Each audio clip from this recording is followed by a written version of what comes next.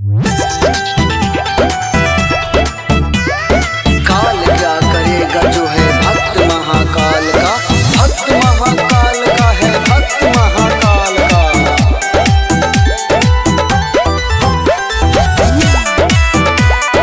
बोलो बोलो शंकर भगवान की जय। ना तेरा बाबू हूँ ना तेरा सोना, ना तू मेरी मुन्नी है ना मेरा मोना।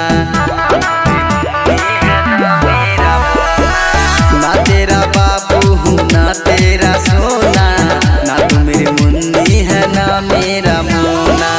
बरसा बन भर कोई मेरा नहीं, हाँ मेरा नहीं। महादेव का दीवाना हूँ तेरा नहीं, महाकाल का दीवाना हूँ तेरा नहीं। भरसा बन भर कोई मेरा नहीं, हाँ मेरा नहीं। महादेव का दीवाना हूँ तेरा नहीं, महाकाल का दीवाना हूँ तेरा नहीं।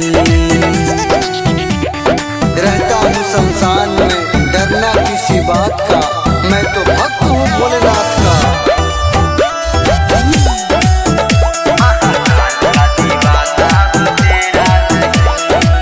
दुनिया समाई है मेरे भोलेनाथ में, जिंदगी के डोर मेरे बाबा के हाथ में।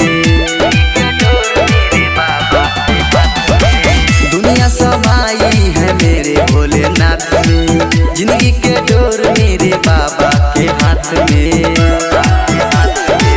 नचले नकाल कोई मेरा नहीं, हाँ मेरा नहीं। महादेव का दीवाना हूँ तेरा नहीं, महाकाल का दीवाना हूँ तेरा नहीं। भरसा बन भर कोई मेरा नहीं, हाँ मेरा नहीं। महाकाल का दीवाना हूँ तेरा नहीं, महादेव का दीवाना हूँ तेरा नहीं। दिखावे की मोहब्बत से दूर रहता हूँ मैं, इसलिए महादेव के नशे में छू रहता हूँ मैं।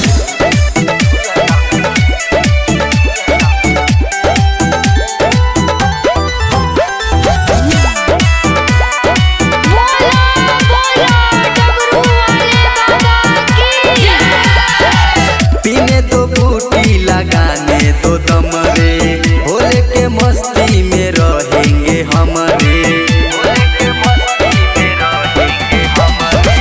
पीने तो बूटी लगाने तो दम रे, भोले के मस्ती में संजू महाकाल रे।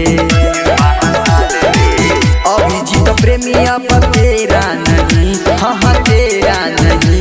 महादेव का दीवाना हूँ तेरा नहीं, महाकाल का दीवाना हूँ तेरा नहीं। भरसा बन भर कोई मेरा नहीं, हाँ मेरा नहीं। महादेव का दीवाना